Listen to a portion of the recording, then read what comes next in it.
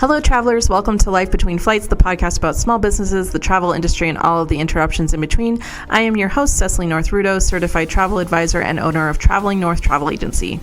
And I'm just going to start today an interaction I just had, which honestly, I was just telling a friend about it, and I was like, I don't think it's something I've had happen before in my travel business. I'm sure it has happened. I just haven't actually been witness to it before, and is definitely going to be a future podcast topic. But we are talking about clients today. And so I was on a call with some clients today, and I have met one, it's a husband and wife pair. I have met one. I had not met the other before. And so we did a call to talk about their travel plans for next year. And I quickly realized in the call that they have very different travel styles and very different planning styles. And so it was just fascinating to see the breakdown in communication between the two of them. And this call only lasted maybe 15 minutes. It was pretty short because we had already started kind of planning, and they were just trying to decide if they were doing too much. And of course, it's always hard. Like, I have not been everywhere in the world. I don't plan to go everywhere in the world. But the thing about being a travel advisor is that you have to know your resources. You have to know your suppliers. You have to know where you can go for all of those places that you haven't been to before. And one person in the pair definitely was questioning my capabilities and my experience and my knowledge, and I think I did ultimately kind of win them over with my answers, because I have been in the industry for a long time, and I do have a support system and a network, and I have answered client phone calls when they're on the other side of the world at midnight, at 2 a.m., at all of those things, all the things they don't tell you about on social media as a travel advisor. But it was just a really fascinating study in relationships and marriages. And I'm pretty sure that because I got off the call before they did. And so I'm I'm pretty sure they're having probably a lengthy discussion about what the other is kind of deciding for them in this planning of this trip. So I don't know. It was just kind of an interesting, I think ultimately they're going to have a great time, and they're going to be able to see all the things that they want to see. But it's funny in relationships, even, in my relationships, and seeing how people that are married to each other travel so differently, and how they prepare so differently and pack so differently. And that will also be an upcoming topic. But, as advisors, just knowing how to answer your clients' questions and make them feel secure in that, because they are relying on you for all of these details and all of these things to make their vacation go perfectly.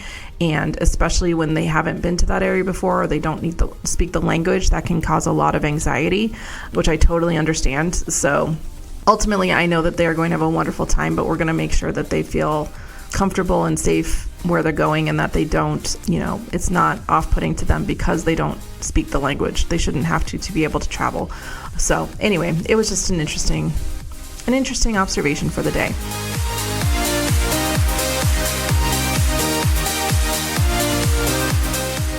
So today we're actually going to, again, continue with kind of these business basics. So we've talked about picking a host agency. We've talked about bookkeeping. We've talked about thinking about how you're going to organize your business. And today I wanted to talk about how to actually get clients and what that process looks like, because you're going to have all of these other things in place, or at least you should have all of these things in place before you actually start working with people.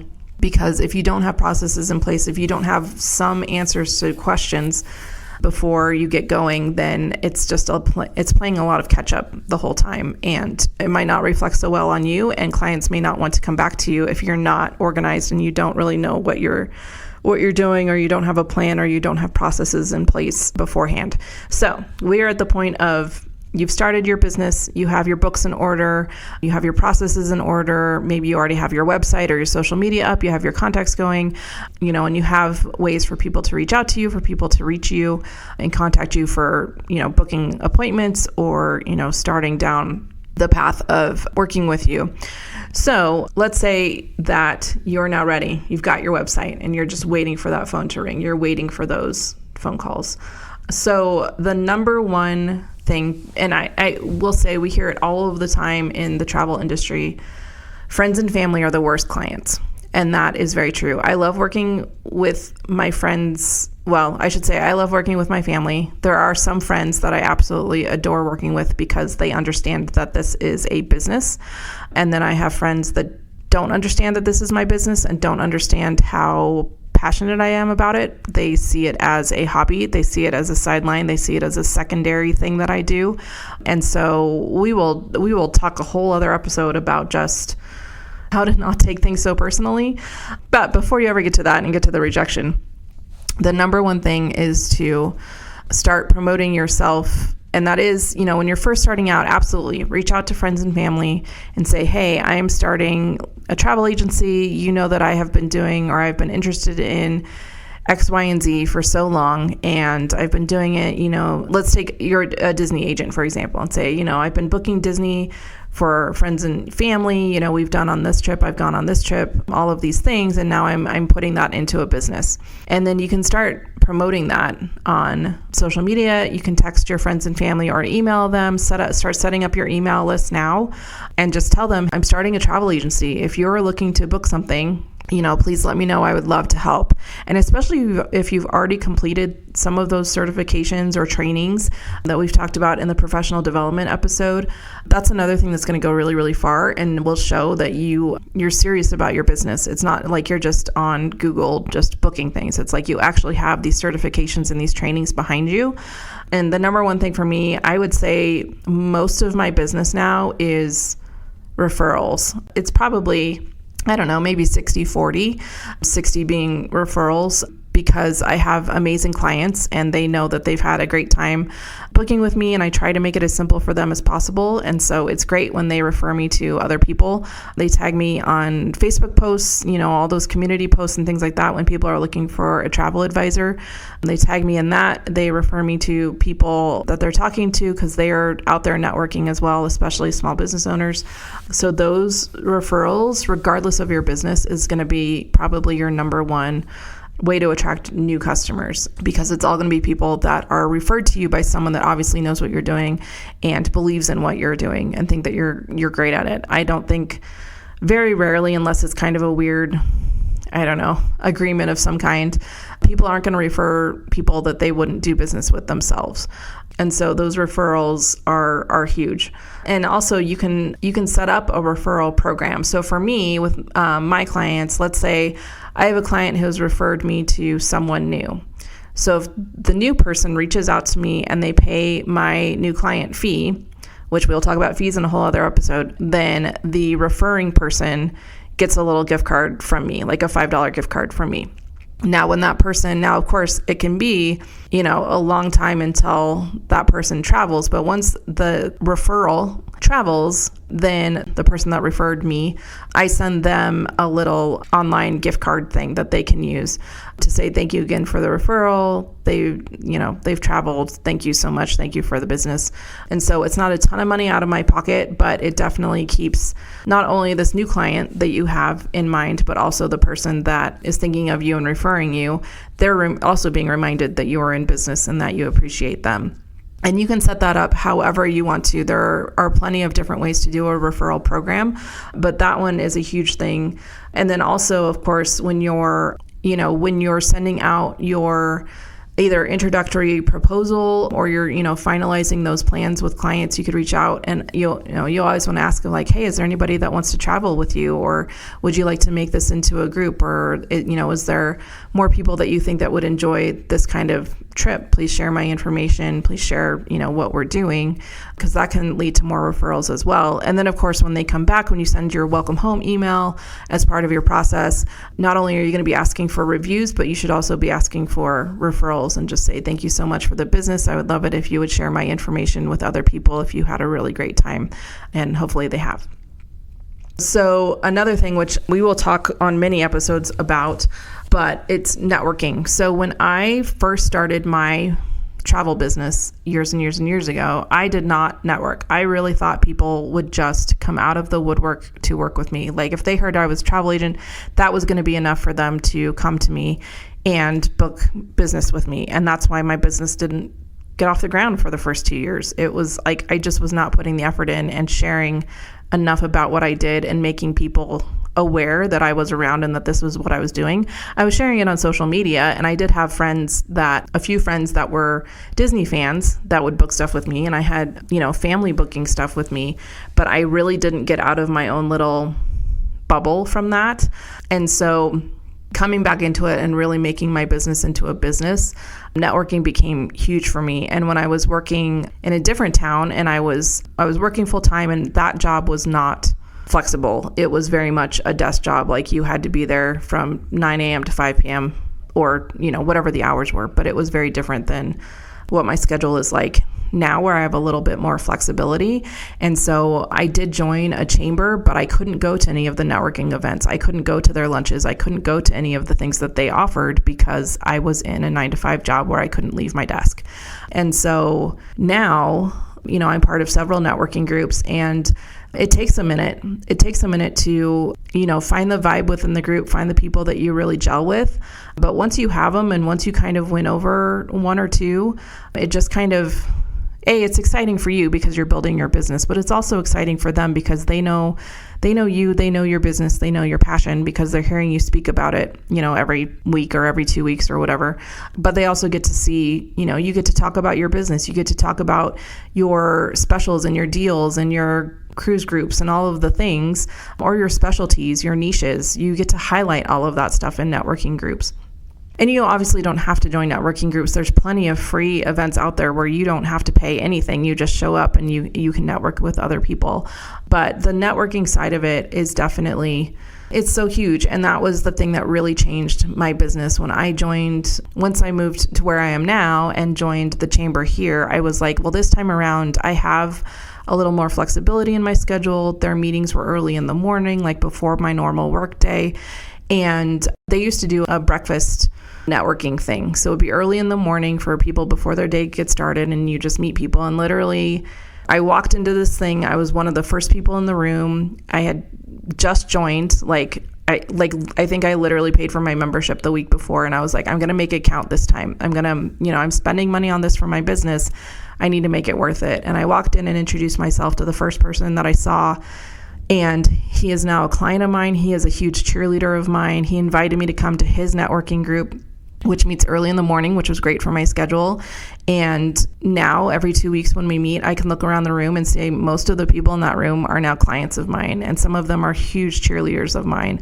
And I truly love all of them in that room because they are all business owners and they are all passionate about what they do. And we truly support each other in our businesses. And that's amazing. I mean, joining that chamber and joining the networking group truly has changed my business, 180 from what it was before I joined. So that group is amazing. And networking groups, which we will be talking about different networking groups in different episodes, but that one specifically, we set a earnings goal every year of how much as a group, how much business we're bringing in just from the people that are in that room, and then also who the people in the room have referred us. So there are people that have been in this group for like 20 plus years, but they are truly, because it is industry specific, so there's no overlap in this group. And you can tell just how committed we all are, because we all, for the most part, we are all showing up every 2 weeks. And you get to do you can highlight something about your business. You can sign up to present. And then, of course, you always have time to talk about any deals or referrals or anything. And it's funny, now that I've been in that group for 2.5 years now, seeing the people that come in just to visit, come in as a guest, and they come to a meeting, maybe they'll come to 2 and then they don't come anymore. Those are the ones where they are showing up because all they care about is getting sales. They don't care about the relationships. They don't care about other people's businesses. They just want people to come to them, use their services, and they don't want to give anything back. And, I will be talking to a lot of the people in that group on this podcast because I truly admire all of them. And it is such a great group to be a part of. And it's fun. And we all just really care about what we're doing and we want to support each other. And that's something that you can't find unless you're actually actively out talking to people. And that's one thing about networking, is that it's not just about handing out business cards. I think that's what a lot of people, when they think of going to a networking event. And I've talked to many agents newer agents that think, oh, I'm terrible at networking. I hate networking. I don't want to just go stand in a room and, all I'm doing is passing out my business card. And that's not really what it is. It should be, you're striking up a conversation with someone, you're creating a relationship with someone, and you're following up with that person. And that's part of those processes, is following up with people that if you meet them at a networking event, reaching out to them and saying, hey, it was so great to meet you. We talked about vacations. We talked about travel. We talked about your last vacation. I would love to help you out the next time you're thinking of traveling. For me, I do business travel. So I also, when I'm talking to other business owners, I let them know, be like, hey, if you are a team member or you have employees that are traveling for training or conferences, like, I'm happy to help with that travel as well.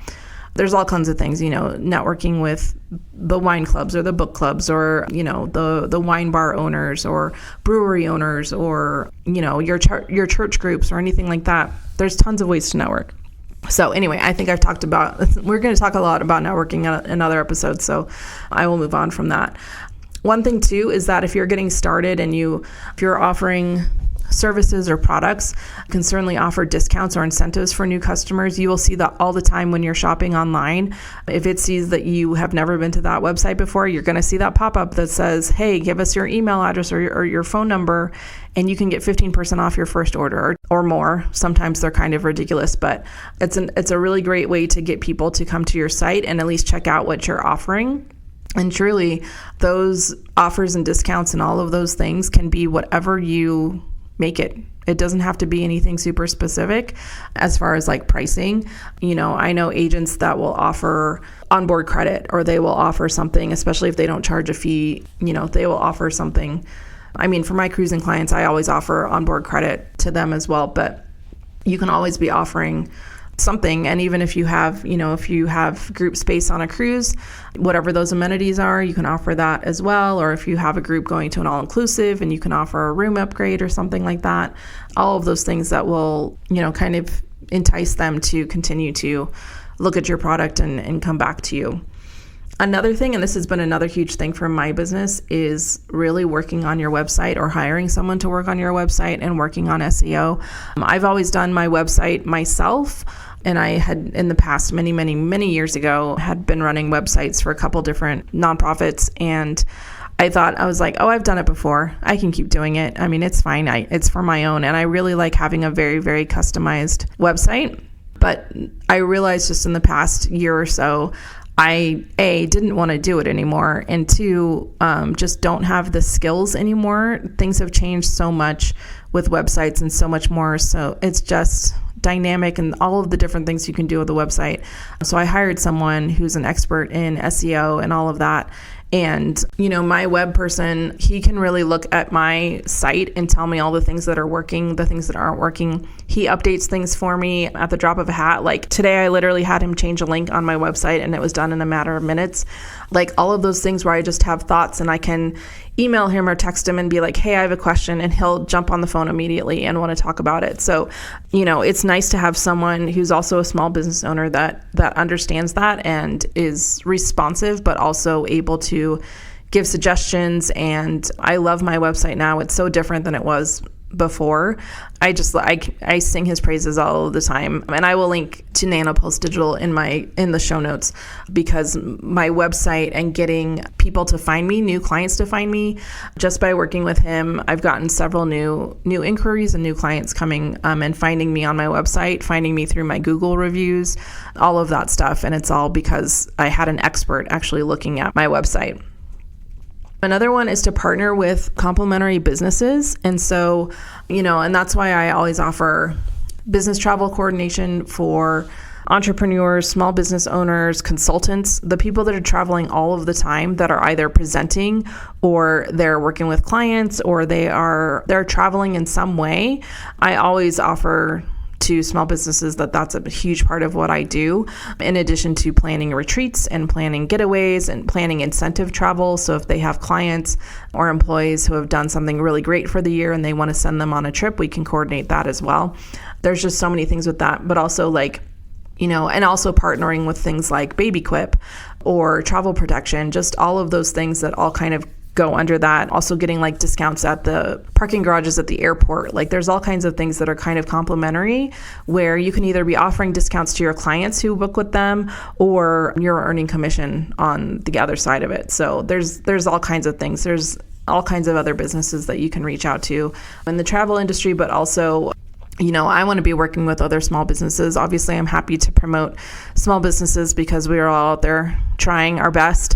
And there's just so much like just in the travel stuff, obviously, is what I'm interested in. So those are the companies that I'm working with and looking for. But I've met so many people that are in HR or in marketing or in finance, and you see, and again, in those networking groups, you'll see it too. Well, they all start working together and like, you'll see the realtors connect with the bankers, connect with the mortgage people, connect with the roofers, connect with the insurance people, all of those things. Like there's so many ways that you can create these partnerships with businesses that aren't necessarily specifically your industry, but they are all related. And that just helps out your business even more because you're providing service, you're providing referrals to them and they're referring people to you as well. And there's just so much out there. Another one is just start promoting your expertise. Like you can start creating, I used to do a long time ago, just little short videos on my business and like how my process was and my why and now it's all turned into a podcast, but there are little things that you can put out there. I write a monthly article for a local newsletter just about different travel topics. And then, there's plenty of ways, you can start a blog on your website. I will actually be having another friend from a different networking group talking about, she had started a whole blogging thing in her industry way before it was even a thing. But if you have a website, your website can be your biggest promoter because you can put all of your expertise out there. You can put all of your thoughts out there and show people truly what you're doing. And especially now with social media and all of that, you can do all of that on Facebook and Instagram and TikTok and LinkedIn and all of those things. Put every single time you complete a certification, write a press release. That's what I've done. I write a press release and I put it on my website and I have a link to the certifications. And especially if those companies have like a customized link for me, I will put it all on my website. But there's so many ways that you can just kind of create your own buzz about what you're doing, about, hey, I just worked with this client and this was the result, or, we just did so much in sales, or this is our biggest sale day, or this is our most popular product, or whatever. There's so many things that you can do to promote your expertise and your experience and your knowledge and whatever the industry is. And then, of course, for people that want to, that you can start hosting your own courses, your own classes. You can have a retreat. You can do a presentation. I know here at my library, we have so many small business owners that come and just do a presentation and they invite their clients. They invite, obviously library patrons are going to see whatever it is that they've reserved through the website, but then, they can invite people on social media and say, hey, I'm hosting this talk at the library at this time and I'm going to talk about whatever. There's been HR people that come in and talk about like hiring for small businesses. And then there's people, financial planners and things that will come in and talk about like planning for your estate or will planning or things like that. That they have a space and their clients can come in and talk to them and, and it's not necessarily, there's no money being exchanged. They're just kind of talking about their experience and what they recommend without actually, selling anything.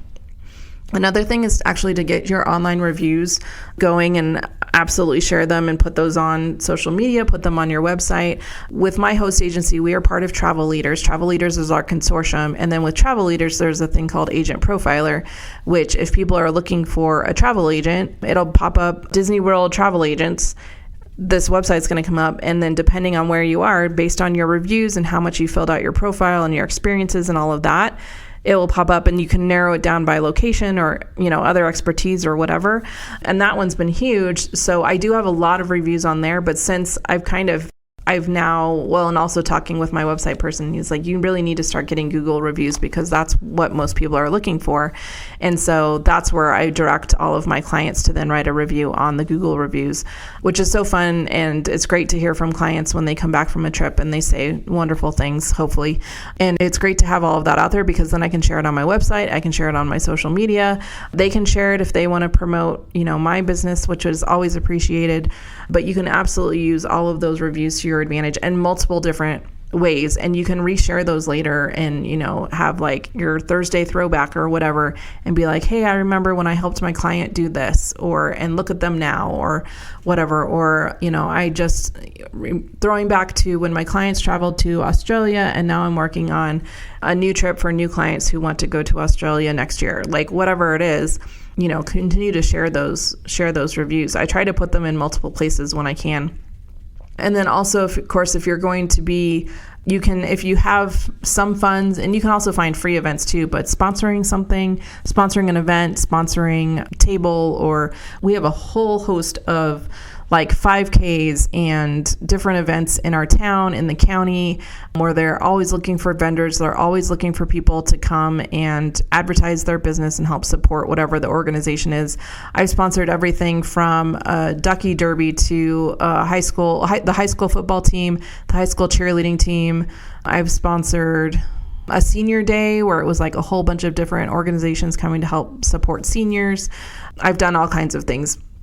But there's so many community events where, and it probably doesn't cost a whole lot to sponsor some things. And there's some, I was just looking at today, an event that I was invited to, and they're looking for sponsors. And they said truly, there's no preset packages for what a sponsorship level looks like. So you choose how much you want to pay, and then they'll let you know, like, hey, if you only want to sponsor $50, that'll go towards X. I've sponsored the museum conferences here in Colorado and Wyoming. Usually I sponsor snacks because people are always looking for the snacks, and that's a pretty inexpensive sponsorship.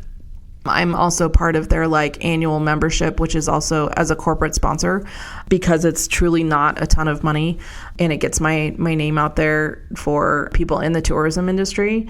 But there's just, look in your community and see, and it really, you might be surprised at how many opportunities there are out there where you can sponsor, you can have a table, you can do all of the things, and it probably won't cost you a ton of money.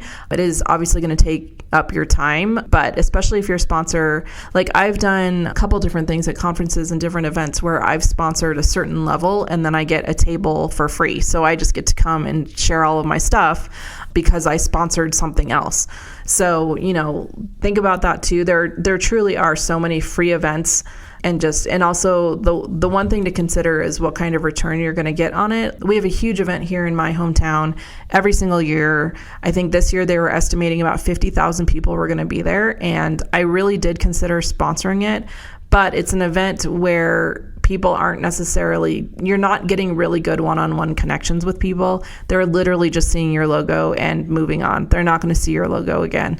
And so that was one that I decided not to participate in, just because the ROI on it was not worth it for how much it was going to be to sponsor. As much as I love the event and I would have loved to have been there otherwise, I just didn't feel like it was really worth it for my business. Whereas other things, we have like a wine fest and things like that, where you can actually have a little bit more of a conversation with someone. That was more worth it for my sponsorship dollars. But there are so many out there that you can look at that truly are not that expensive, and your logo gets out there. You will usually share your info on social media. They'll tag you, all of those things. And so those are always fun for me too. And in any time that I can get to an event and actually get in front of people, and it's not just my logo on something, that's always super helpful too. And then this is also more for, it could work for travel stuff, but like obviously referring a friend or bring a friend, you see all of those like buy one, get one free kind of things, or bring a friend. And also, that is absolutely, when you're talking to clients and you say they're interested in a cruise and they're getting ready to put down their deposit, and be like, well, is there anybody else that you think would like to join you, or would you like to share this? Do you have a group of people that you could share this with? Because I can offer you more perks. I could offer you a room upgrade, whatever. But, especially with all-inclusives and with cruises and stuff, when you get that group space, it's absolutely a perk for them. And then if you have that person, that Pied Piper of sorts, that's going to promote you, promote your group, promote your business, that's huge, because then they all get into your database and you get to market to all of these people. And that's a whole new group of people that you get to talk to and work with, and then they'll see how much, this is why their friend likes working with you. I've had a really, really great client who I helped book a big family trip for. And she had friends that she knew that they cruised all of the time. And so she reached out to them and being like, hey, just so you know, Cecily can help with this. And they already had a travel agent, which is totally fine. But I'm glad that they had a travel agent. If they didn't, I would have been like, I would love to help you with all of your cruises and things like that.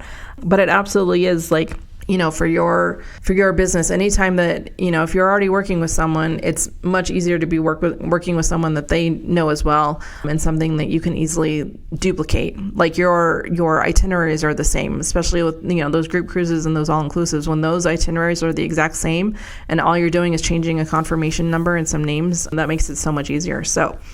So anyway, that's a whole lot about how to get new customers. And there's so much more out there. Like I said, I advertise in a local digital newsletter, and I've gotten several new clients out of that. It is surprisingly how inexpensive that is. And they allow me to publish a monthly article, which I truly appreciate. It is the best advertising that I have ever invested in. And also, like, our consortia has engagement. So when we put new clients into our CMS, then engagement pulls from that, and then they advertise with emails. They'll mail free pieces to them if there's any travel deals going on, especially, with either wave season or, summer travel. And then, of course, holiday travel or any of that. Like, it's great because it's kind of automatically done, and they're getting offers that, with suppliers that I'm already working with. And it's one of those things that's just so easy. It's so easy. And it's funny because I got a new client last year who I have known for a good 7 or 8 years at this point, who finally reached out to book a trip. And I was so excited. She had a great time. And so it's always fun that when you see that marketing and those referrals and all of that paying off, especially when it's been a long time. Especially when you've been in a business for several years and finally someone reaches out and they're like, hey, we're looking to do XYZ, or we want to come in and shop, or we want to come and buy this from you or work with you on this. I think those are kind of more rewarding because you've been trying for so long. Well, travelers, I hope that this has been super helpful for you. Check out the show notes for all of the things I've talked about in this episode. All right, travelers, thank you so much for listening today. Please subscribe, follow wherever you may be listening to this podcast. Please follow us on social media, including Facebook and Instagram at Life Between Flights Pod. And of course, share this with your friends, family, small business owners, anyone that you may know that you think could benefit from our discussion today. Until next time, safe travels, and may your luggage follow you wherever you may go.